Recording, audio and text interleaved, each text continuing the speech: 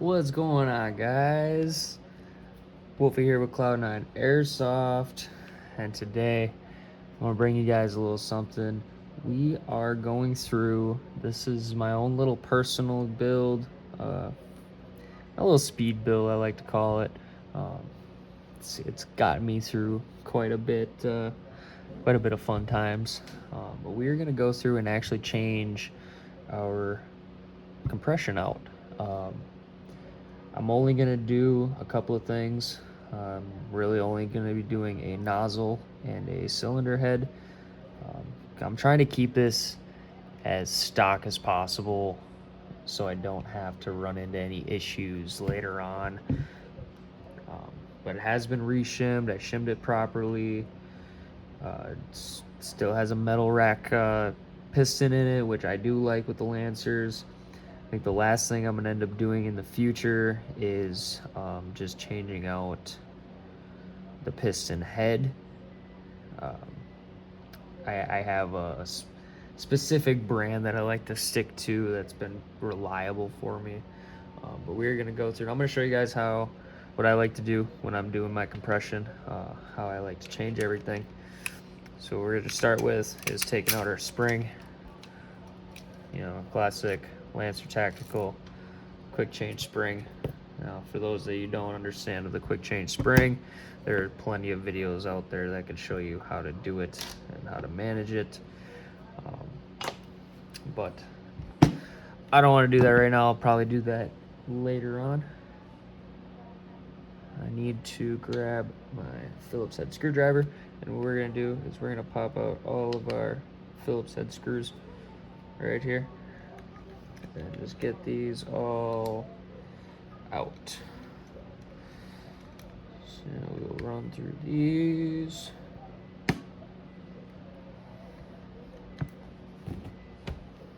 Yep. I think I'm actually gonna speed this up so that way you guys don't have to deal with that, because we all love video editing.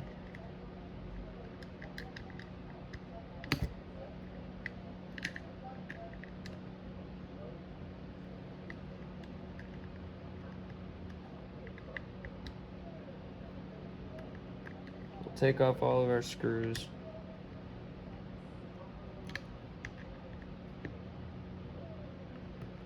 And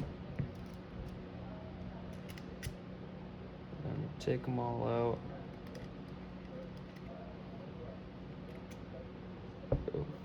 Alright. What I like to do is I like to just rock it back and forth with their screws up. Sometimes your gears will stick into the bearings on this top side wherever you pull your screws out from. When you're taking apart gearboxes, you always want to make sure that the head or your nozzle is always pointing your right hand side. So that way when you open up the shell, all the gears are sat in the correct positions. So that way when you put it all back together, you're not having to really have a hard time putting it back together. So with that taken out, we have access to all of our internals. As you can see, I just have my standard gears, my standard Lancer gears, and they've been doing just fine for me lately. What I am going to do though is I'm going to reset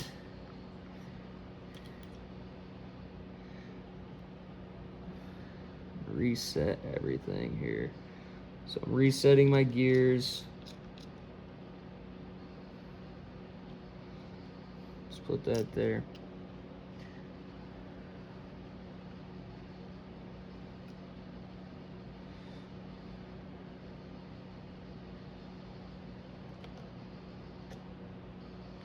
So that way when I go to take this off, I'm not messing with things. I'll take a small little screwdriver, take my tappet plate, take the spring, pop that right out, and this whole thing should just come right up. Now I do have a MOSFET in here, speed trigger, and standard gears. I like to just only do a MOSFET change So that way I can actually have the best performance and like a motor. Most guns nowadays, you can keep its normal gear set and it works just fine. It works amazing, actually.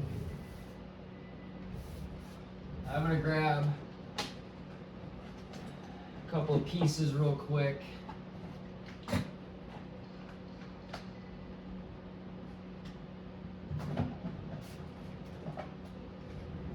All right.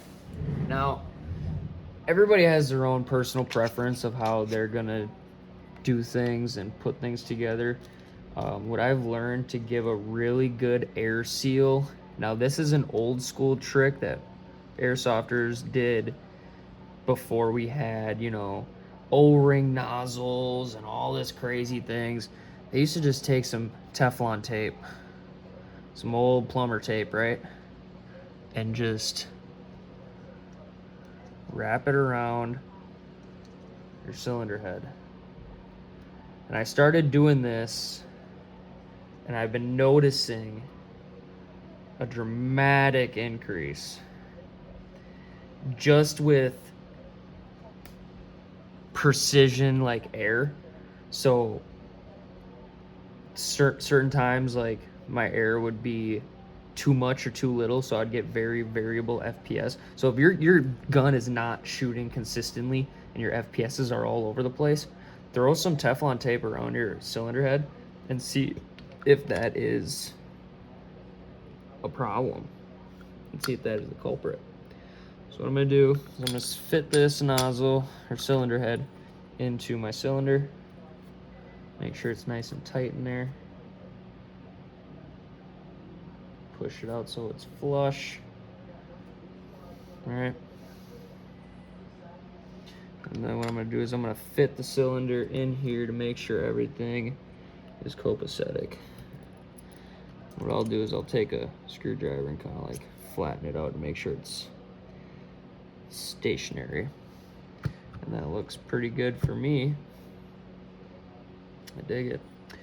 So what we'll do next, since we got our cylinder head attached to our cylinder here, I'm gonna grab a brush, and then what I'll do is I'm gonna take some Super Lube multi-purpose synthetic grease. We're gonna get rid of our old plastic nozzle. Now this nozzle doesn't have any O-rings in it. I have nothing. It's just polymer. Gives a lot of free space. So like that's really loose on there. You shouldn't be able. That's a lot of air loss, right? So like this one, it's stiffer. I mean, I can feel it. You can't really see it that much. Doesn't do it justice. But the seal is a lot better. So what I'll do is I'll take some grease, put it right on. That's the tip of the bristles. And I'll go right on to the cylinder head and just brush some on. Saves my fingers, and that's it. So that way it's not rubbing on sheer metal. The O-ring stays nice and lubricated. You don't want to do too much. You don't want to cake it on there. You just want to make it nice and light. We're going to attach our tappet plate back. We're just going to put that sucker right back in. Make sure she's in there like swimwear. I think what I'm gonna do though is put some grease on these gears. So I'm gonna take since I have it cracked open, I haven't greased it since my last game, which has been a while since I played with it. So what I'm gonna do is I'm just gonna grease the top of the gears of my spur. So grease your spur gear. I'm just gonna throw a coat on the top of this one, because that looks like it needs it. And then what I'm gonna do is I'm just gonna run this like this.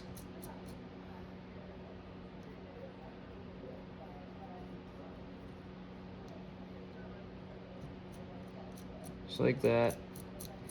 Here's nice and lubed up. Then I'll actually take this guy down here, same thing, take some lube, and I'm just gonna nice brush some oil, some grease over it. And I'm not caking it. I'm not trying to cake nothing. Just want to give it a nice little coating as I'm getting it all over my fingers. And boom, just like that. Just like that. Now we can reset all of our pieces and parts here.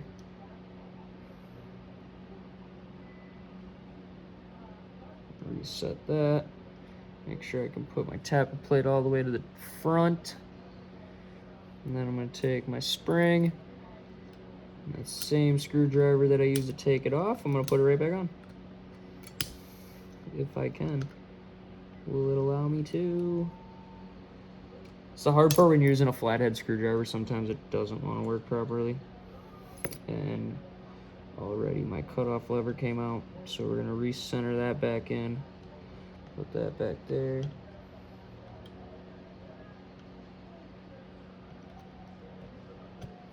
Do that. Now she is in there. So, good thing about the quick change spring gearboxes is that, oh, before I do that, let me put it back in my piston. And let's test our compression here. Come on.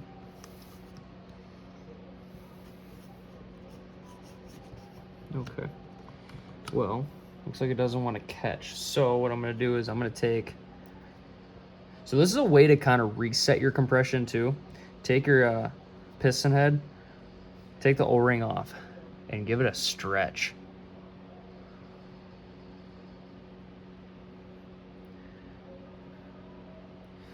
That way it gets some free space. So when it rides inside the cylinder, it captures all that free space. And done, just like that.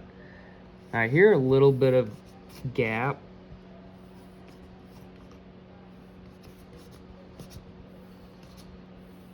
So I think what will happen is once I start shooting it, it'll work itself out. So after that, I got my cylinder in, cylinder head, piston head, or sorry, cylinder head, nozzle, the piston is back in, tappet plate's in, all of our gears have been re-oiled, re-greased. What we're gonna do is we're just gonna put the gearbox back in. What I like to do is I'll look for my cutoff lever and I'll put that in first and then kind of just like rock it back over. Sometimes the gears won't be set properly, so sometimes you might have to finagle some things. Usually it's the tappet plate will be a little bit screwed, so you'll have to kind of release it and get it back in its normal track again, and then after that the gearbox should close perfectly fine and it shouldn't be raised. And you can tell if you did it right if all the sides are closed and you have no raised sections anywhere along the gearbox.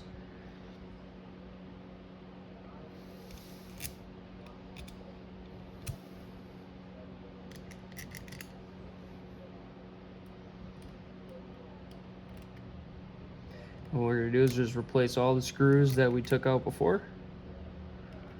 I'm actually gonna grab a better screwdriver this time because this one was not the greatest for me. I grab my actual good screwdriver.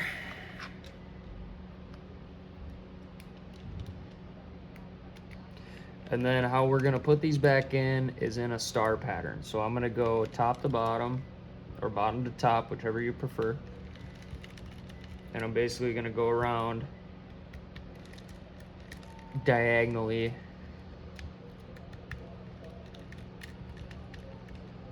around the gearbox.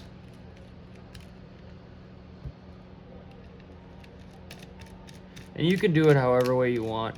It's usually you don't want to go from front to back or back to front or top down, because then you're gonna get some some uneven tensions.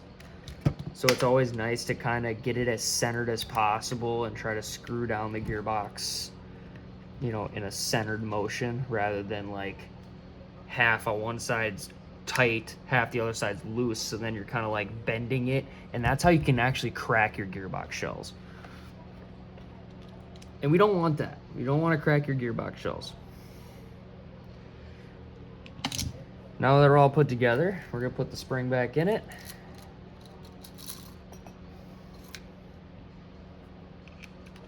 Plug it in. And that's all she wrote. We have just changed out our cylinder head and our piston to now have a really nice O-ringed metal piston and cylinder head. I hope everybody enjoyed. And if you did enjoy, make sure you go drop a subscribe down. I really do appreciate all the new subscribers that come through to visit the channel. All the new players out there that are learning to fix their guns. I will start making more live, raw tech videos to show you guys how to do stuff like this and make it a little bit easier to understand. I know I trip up a little bit, but we're here for you guys. And if you guys have any questions, please reach out. But that has been a little what's on the table for the Cloud9 Airsoft channel. Appreciate everybody for coming through, and I will catch you guys on the next one. Wolfie out. Remember to call your hits and have fun doing it. Peace.